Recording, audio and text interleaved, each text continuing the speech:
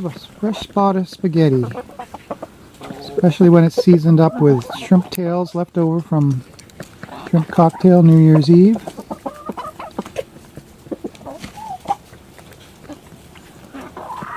And they've eaten a lot already.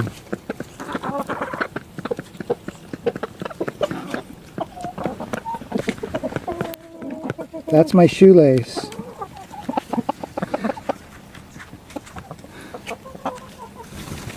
Hey, get right in there, Mini Pearl. That way.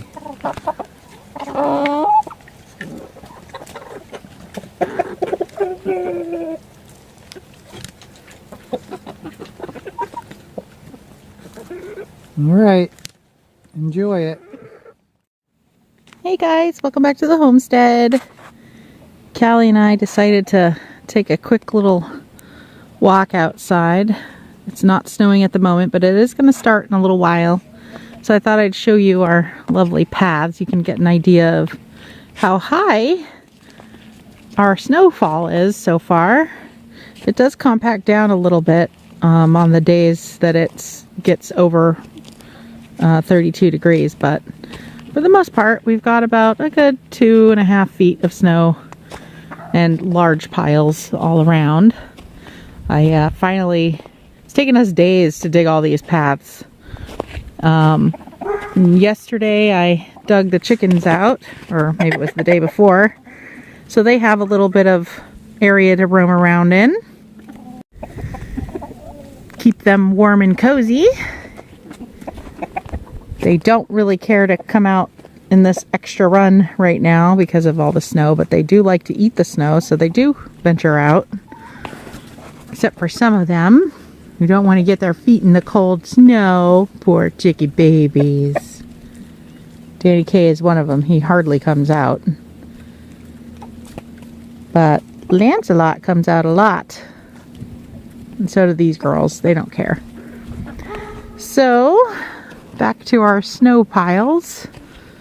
This is the roof of the extra run. It has the kind of the greenhouse effect that's covered in the plastic, so that's doing pretty good. Piles, you can see, slide right off when they have room to slide down. And the chicken coop roof has a good foot of snow on it still, but it seems to be doing okay. We do have a lot of icicles forming on the side of the garage that we live in because it's so warm in there, and the insulation, and so that helps that. That's fun.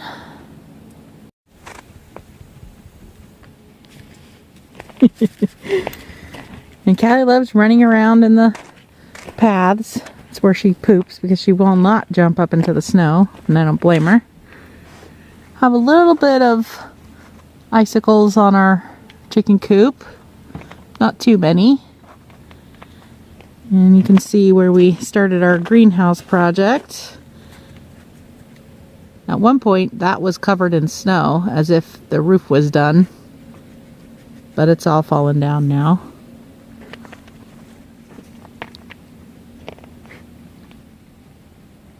It's really quite pretty. And then there are the massive piles of snow that we only have so far to throw. It's a workout, which is why it's taken us 3 days to dig out.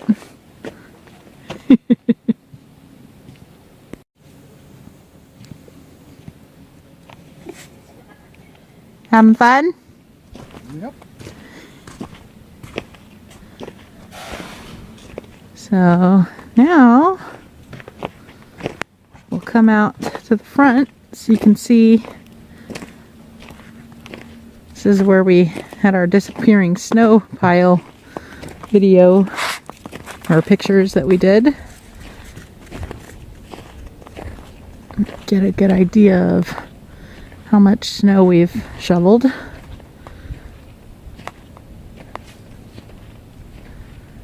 Made lots of paths to the wood piles and to the container. Try and get stuff out of there. But yeah, it's a pretty good amount of snow. Welcome back to the homestead. Today's going to be a little bit of a hard day again because this morning, first thing, around 7 this morning, it's now 11, I found this hen right by the door, the coop door, as soon as I went in. She wasn't this bad at that point, but she is one of our meaty birds, and they had been laying eggs for a while. And so I found her, you know, kind of just laying there, breathing hard, kind of the way she is now, which is not good for her, you know. Already they're way too big. They're months past time for butchering. But I found her once I brought her in to check her over really well and see what was going on. And I found that she has a prolapsed vent.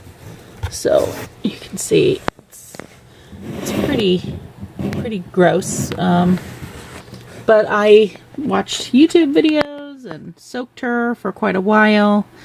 I've done everything I can to push it back in. It doesn't want to stay in. And like I said, she was destined for the freezer anyway. We just never got around to it, and they seem to be doing fine. The other two are running around just like normal, but she's close to a 10-pound bird. So she's pretty darn big for a chicken. What's sad about her is that this is my sweet one who would come and want me to pet her like a little dog. She's just very sweet, and so it's going to be hard because we are gonna cull her today. I don't want her to be in pain and misery, and like I said, she is so big, and this is hard on her heart and her lungs, and I just wanted to let you all know that this is what we were doing. I think I might film a little bit of it. We'll see. If not, this will be it. But if I do decide, then there'll be more. Okay.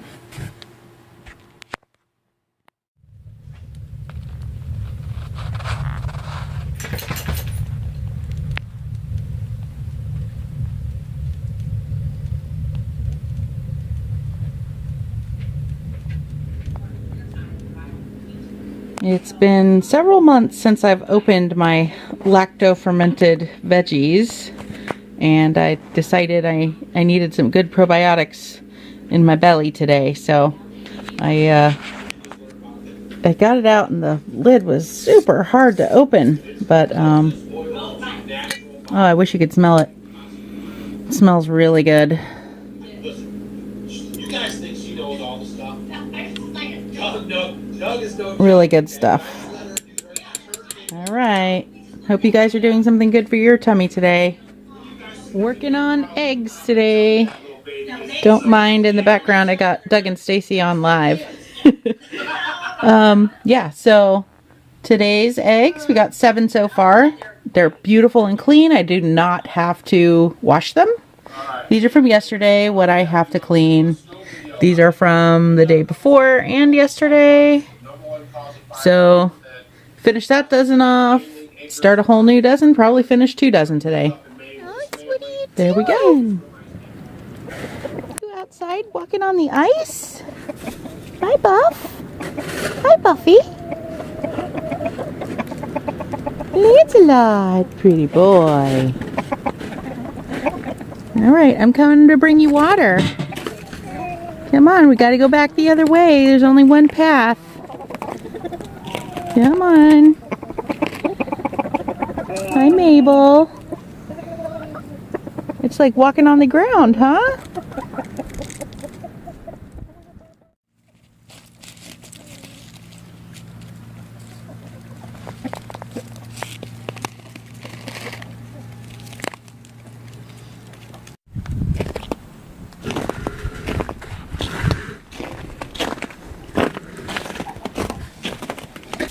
Come on in. Cleaning out the coop. Are they helping? It helps. Yeah, you can see the steam coming right out of that pile now.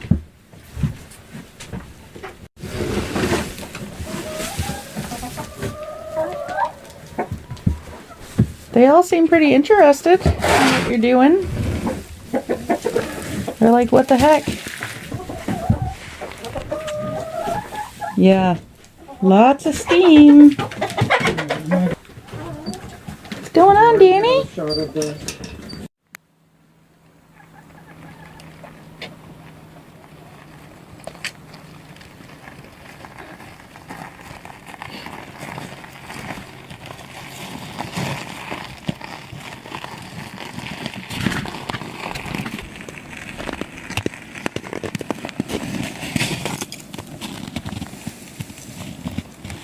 So let's see. We cleaned it out in the fall Yeah, I was trying to think, was it? because they're outside more in the summer. Back for another load.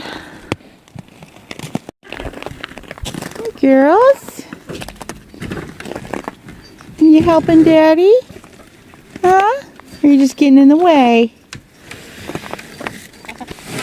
Let's see, it is currently, what's that, 36 degrees with all that heat. So what do you think of this, moving the perches out of the way? Is it helpful? How many years did you take care of chickens at the park? Oh, I don't know. We had them maybe 10 years, but I only did them in the winters because the Tituses were there in the summer, and that was their thing while they were there. Out of the way.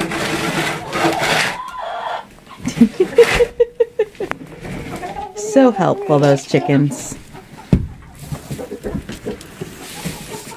That It certainly made a lot of... we don't normally put straw on the floor. I keep it for the nest boxes.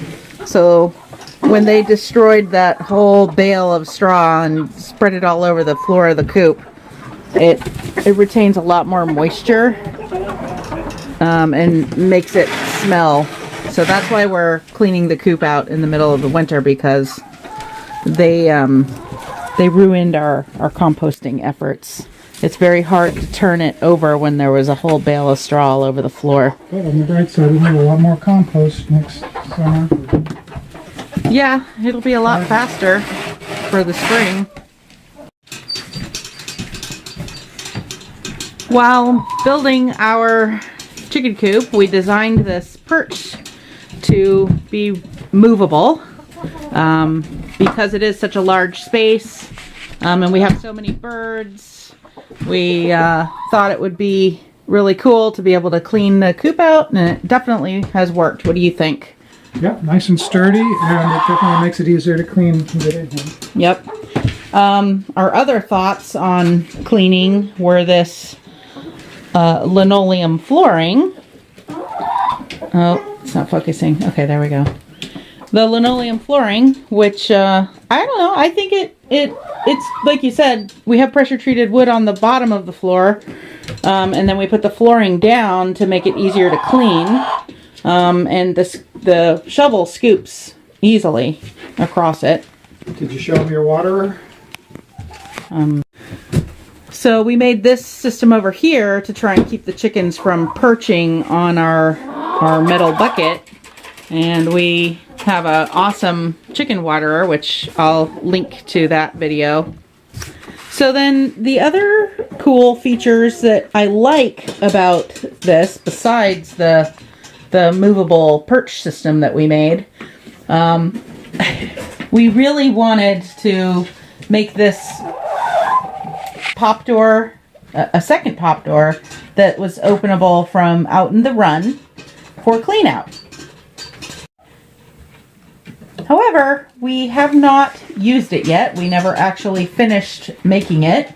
The cutout is there. We haven't done it from the outside yet. I would make it wider just because of our deep litter method and for just being able to get whatever size tool you need through that little opening. We made it a foot because the spacing of the 2x4s was a foot, but I think I would frame out a little opening in the future, and that's what I would do. And then cleaning out the coop would be a heck of a lot easier, a lot less messy. Yeah. Okay. Nest boxes. I would have raised the bottom row of nest boxes up about 6 inches just because of the deep litter method that we're using. The girls do not seem to mind jumping up and down off of our second story perch there. So yeah, I would definitely have made that bottom row about 6 inches taller off of the ground to accommodate our deep litter method during the winter, because they scratch the pile right into those bottom nest boxes. Hi, baby. And it makes it a lot harder to keep them clean. So that was mistake number, I don't know, 500. All right, so the next thing is our watering system. While it is awesome, it does get pretty wet down there. We didn't put plywood all the way around that side. We didn't think we needed it. However, I do believe we should have, simply because we decided to put the water over there. So it does get pretty wet down there, which means I have to clean it out a lot and put fresh shavings down there. So that's something else I would have changed.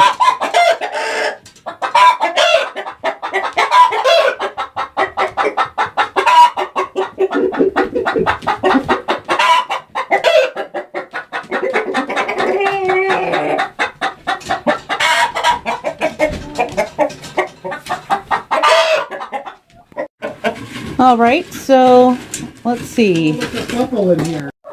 So our other design flaw, well, not so much a flaw, but as a redesign while we were using the coop. We originally had in that spot where Snow White was their food bucket, their metal food bucket. Trash can. The trash can, right. Which fits great right there with the waterer and everything. However, you can see that there's an opening between where the water bucket is and where the trash can would be. And I really had a problem once we got all these new layers and the roosters in here, that some of the chickens were scared and would wedge themselves into the corner behind the metal food container. So what I really want to do is put a piece of plywood or board or something to block the area between where the waterer is and where the food canister goes. And then I think it'll work just fine.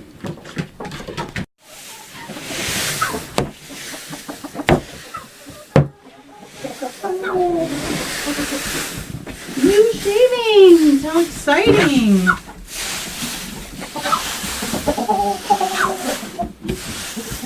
Don't forget to throw some up on the shelf here. Yeah, and underneath where you are. I'm just getting it all out of the bucket because it's really mashed down on the bottom there. So this is like, what, a bale and a half of shavings I would say. to start them out fresh. You want like a foot. I'm gonna try to get the rest, or is that good? Yeah.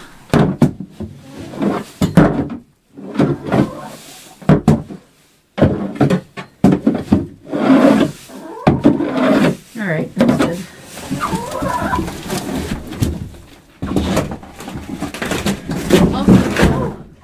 You okay? No not falling. You scared me. I thought you were going down. At least there weren't any chickens under you. No live ones anyways. No, hey. Okay. Alright, so the cleaning is pretty much done now. I always save a little bit of the shavings from, before cleaning and use it as an inoculant or like a starter for compost. And that helps get everything going again. So this is about a bale and a half of shavings. And I'm probably going to put more because you really want to start with about a foot of shavings if you're going to do the deep lure method. But they'll be happy. I'll be happy. There's no more ammonia smell. It was getting pretty bad for like 2 days, and no matter how much shavings I'd put on top and try to stir in, it was not working. So that's how we ended up with about a 3-foot pile of shavings. So yeah, that's basically it. Mid-winter, or kind of the beginning of winter cleaning. We probably won't do it again now until, I don't know, March or April. As long as we keep adding shavings every day or every other day and mixing it in. The point of doing it is that you want to mix it in and aerate it and get it fluffy, and definitely no straw. The straw just makes it worse. So, all right, that's it from the homestead for today. On my way to apply for a job at a local daycare center today. It's really nice out. It got up to 33.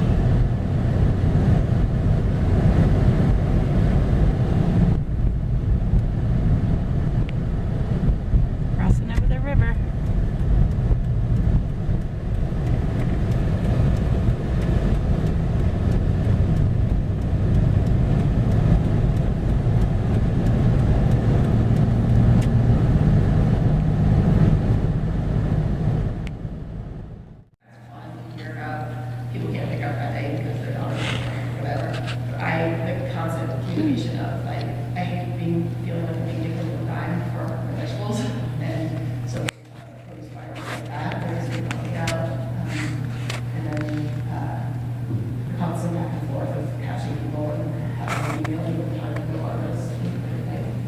That was like the most reason if it wasn't. You keep track of what you get each week of CSA every year? On our, yes.